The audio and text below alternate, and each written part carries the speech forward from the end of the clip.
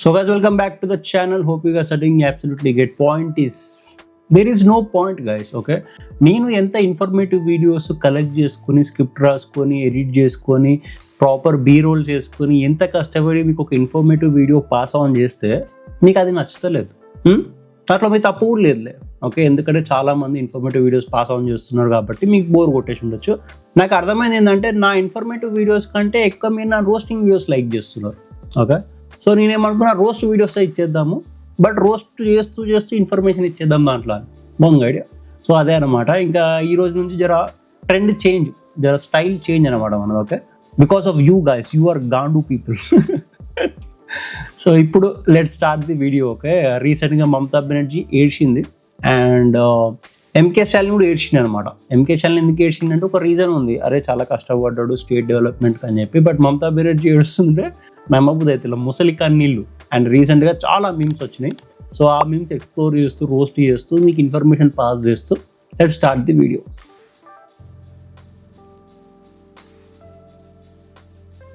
So first meme of the day వచ్చేసి సయోని. ఈమె ఎవరంటే మమతా బెనర్జీ కింద పనిచేసేది. ఈమె మొహం మీద సడన్గా కాండం ఎందుకు అని చెప్పి మీరు అనుకోవచ్చు, ఓకే?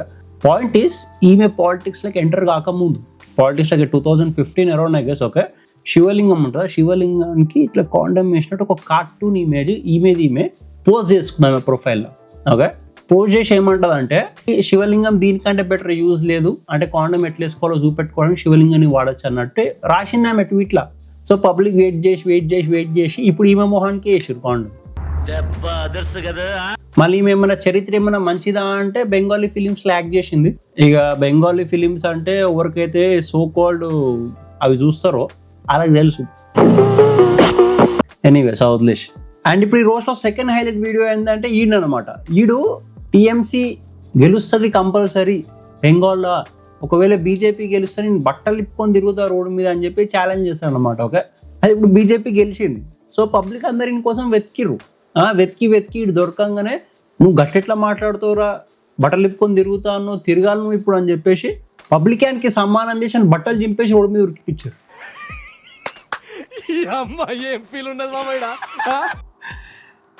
ఇది కాక ఇంకో థర్డ్ హైలైట్ వీడియో. ఈమె టీఎంసీ వర్కర్ అన్నమాట. ఈమె బీజేపీ కార్యకర్తలను నెత్తి వలగొట్టేసారు అని చెప్పి ఒక డ్రామా క్రియేట్ చేస్తుంది.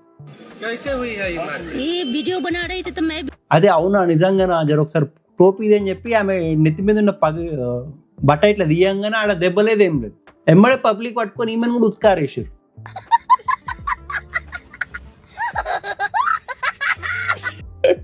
అంటే ఈమె యాక్చువల్గా సీన్ క్రియేట్ చేయడానికి రీజన్ ఏంటంటే, ఒకప్పుడు మమతా బెనర్జీ చేస్తుండే కామన్ పీపుల్ నెత్తి వల్ల కొట్టడము, వాళ్ళు వేరేలోకి ఓటేస్తే, ఓకే? సో ఆ థింగ్ మాతో అయింది ఈసారి అని చెప్పి సీన్ క్రియేట్ చేయడానికి వచ్చింది అమ్మాయి. वीडियो देख रहे हैं ये बंगाल का, क्योंकि बंगाल में भारतीय जनता पार्टी जीत गई है और जीतने के बाद जो माहौल है घुसपैठियों और रोहिंग्याओं के अंदर, वो आप इस समय वीडियो में देख सकते हैं. మొత్తం ఇల్లీగల్ ఇమిగ్రేట్స్ అంతా బయలుదేరుతున్నారు. మేబీ వీడియో ఓల్డ్ కూడా అవ్వచ్చు, బట్ ప్రజెంట్ కూడా రీసెంట్ వీడియోస్ వచ్చినాయి. పెద్ద ఎత్తున బీజేపీ గెలవంగానే అందరూ పలాయనం చేస్తున్నారు. అరే నడువుర్రా బాబు మన బంగ్లాదేశ్కి మనం, లేకపోతే బీజేపీ గెలిచినాకనే అక్కడ ఉన్న కార్యకర్తలు ఆ లెవెల్లో టీఎంసీ వర్కర్స్ని ముల్లాంగాలని పట్టుకొని కొడుతూ రోడ్ల మీద, అరే మనం కూడా ఉత్కారేస్తారా బాబు, మనం చేసిన అరాచకాలు ఆల్రెడీ మస్తు ఉన్నాయి, మనం ఉత్కారేస్తారనే భయంతో వెళ్ళిపోతారు ఈ లీడ్కి.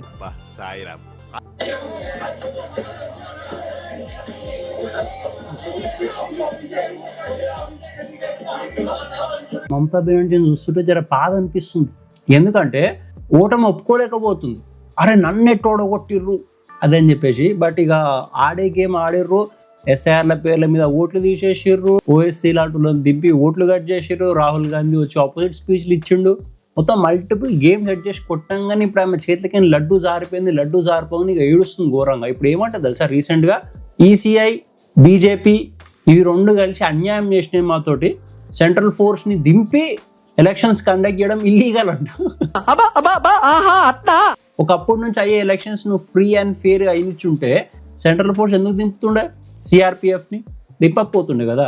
దొంగ ఓట్లు, ఓటు రిగ్గింగ్లు, అత్యాచారాలు చేసి 15 ఏళ్ళు కూర్చుంది. ఆ క్రాంతి బ్లాగర్ బెంగాల్లో బీజేపీ రావడం నాకు ఇష్టమే అని మళ్ళీ మమతా బెనర్జీకే సెల్ఫ్ ఎలివేషన్ ఇస్తుంది.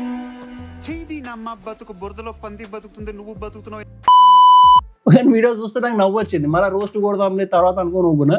ఓకే, ఏమంటుంది అంటే morally we have won says Mamata Banerjee, labels electoral setback as victory in principle. It's a immoral victory, not moral victory. ఎద్దులో ఉన్న ఏడిస్తే దరిద్రంగా ఉంటుంది. ఉన్న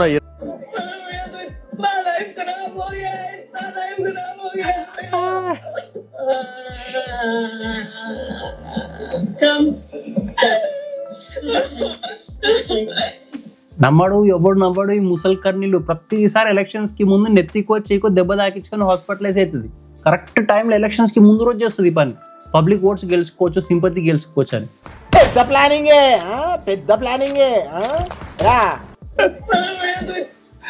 సేమ్ ఇదే ఏడుపు లెఫ్ట్ లాబీ కూడా ఏడుస్తున్నచ్చు డామ్ షూర్.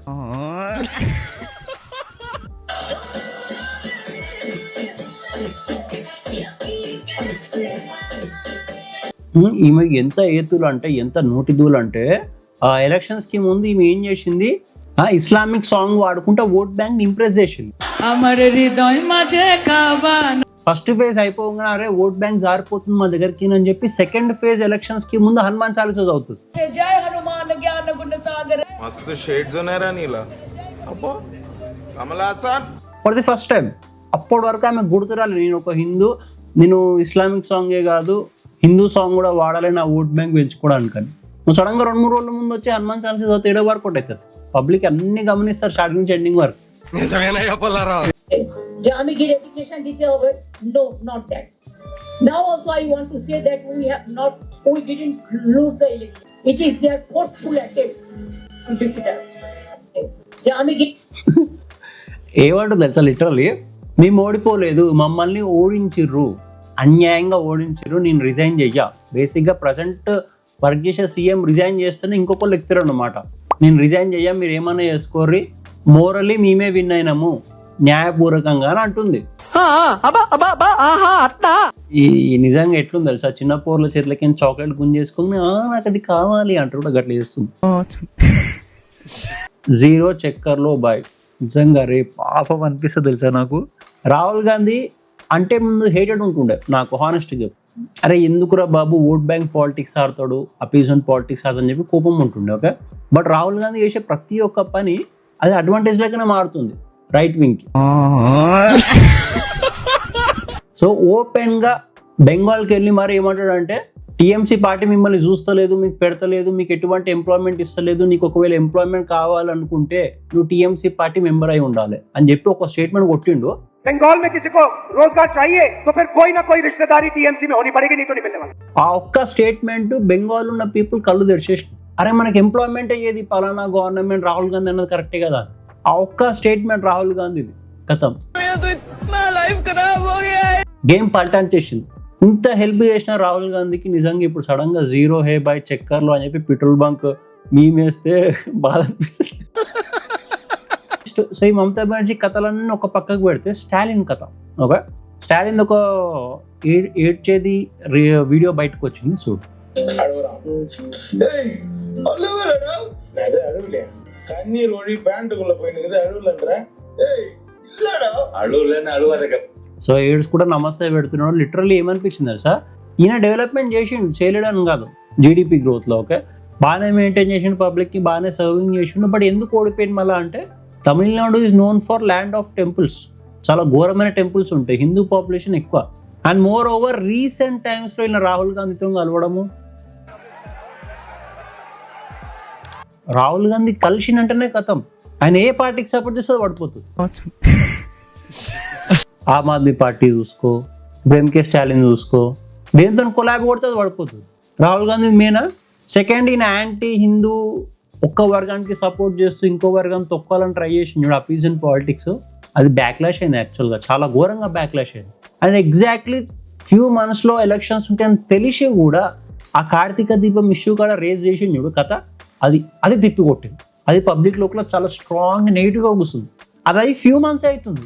సో నువ్వు ఫ్యూ మంత్స్ ఎలక్షన్స్ ఉన్న ఫ్యూ మంత్స్ ముందు ఇట్లాంటి కథలు పడితే నువ్వు ఎంత డెవలప్మెంట్ చేయి ఏం చేయి, కాగితం ఎంత తెల్లగా ఉన్నా సరే దాని మీద ఒక్క నల్ల మచ్చ ఉంటే చాలు. అర్థమైందా? సో అదే కథ అయింది. ఇప్పుడు వచ్చి ఏడుస్తున్నాడు. అండ్ నా కొడుకు ఏమైనా తక్కువ మాట్లాడిండా, సనాతన ధర్మం తీసేస్తా, పీకేస్తా, ఎరాడికేట్ చేస్తా, డెంగ్యూ లాంటిది ఎడిగిపోతుంది, కర్మ ఎడిగిపోతుంది, తిరిగి వస్తుంది. అండ్ అదే కాకుండా తమిళనాడు టెంపుల్స్లో అగైన్ కూడా అడ్డదిడ్డంగా టెంపుల్ ఫండ్స్ యూజ్ చేయడము, ఈ థింగ్స్ అయినాయి ఈయన రాజ్యంలో. అది కూడా పబ్లిక్ మైండ్లో కూర్చుంది. ఇక ఇప్పుడు లాస్ట్కి వచ్చి ఏడుస్తున్నాడు, కనీసం ఎమ్మెల్యే సీట్ కూడా దొరకలేదంట. చాలా భారీ మెజారిటీతోని ఓట్లు డ్రాప్ అయినాయి ఈయనకి. ఎట్లా కమ్బ్యాక్ ఇస్తాడు ఇక ఈయనకే తెలవాలి. అండ్ ఈయన ఓడిపోవడానికి మెయిన్ రీజన్ ప్రశాంత్ కిషోర్. ఆయన పగబట్టిండి ఈయన మీద. ఎందుకంటే ఈయన బీహారీ వాళ్ళని ఇష్టం వచ్చిన తిట్టడము, బీహారీ వాళ్ళ మీద అటాక్ చేయించిండు తమిళనాడులో. సో ఆ థింగ్స్ ఏవైతున్నా ప్రశాంత్ కిషోర్ మైండ్లో కూర్చొని ఆయన ఒక true Bihari, being a Bihari, ఆయన పీపుల్ అయినా బాగా లవ్ చేస్తాడు, ఆయన ప్లేస్ని ఆయన బాగా లవ్ చేస్తాడు కాబట్టి పగబట్టి మరీ ఓడిచ్చింది ఈయనని. టీవీకేకి సపోర్ట్ చేసి ఒక పెద్ద పొలిటికల్ గ్రౌండ్ తయారు చేసి. ఎందుకంటే సడన్గా ఎక్స్పీరియన్స్ లేని వానికి ఇన్ని ఓట్లు వేసి ఇంత మెజారిటీతో గెలిచిర్రు అంటే ఈ ఫ్యాక్టర్స్ అన్నీ హెల్ప్ అయినాయి. అండ్ ఇక బ్యాక్ ఎండ్లో గేమ్ ఆడింది ప్రశాంత్ కిషోర్. కర్మ చుట్టుకున్నాడు, హిందూస్ని తిట్టి, బీహారీ వాళ్ళని తిట్టి, వాళ్ళని కొట్టి, అపీజన్ పాలిటిక్స్ ఆడి, నువ్వు ఎంత డెవలప్మెంట్ చేసి ఎంత మెయింటైన్ చేసినా సరే పడిపోయింది కదా. ఒక 2 years ఓల్డ్ పార్టీతో ఓడిపోయింది అనగానే చరిత్రలో నిలబడిపోతుంది. సో ఇది మమతా బెనర్జీ ఎట్లా ఏడుస్తుంది, ఎంకే స్టాలిన్ ఎట్లా ఏడుస్తున్నాడు, మమతా బెనర్జీ స్టోరీ ఏంది, కథలేంది, ఇల్లీగల్ ఇమిగ్రెంట్స్ ఎట్లా పారిపోతున్నారు బెంగాల్ నుండి.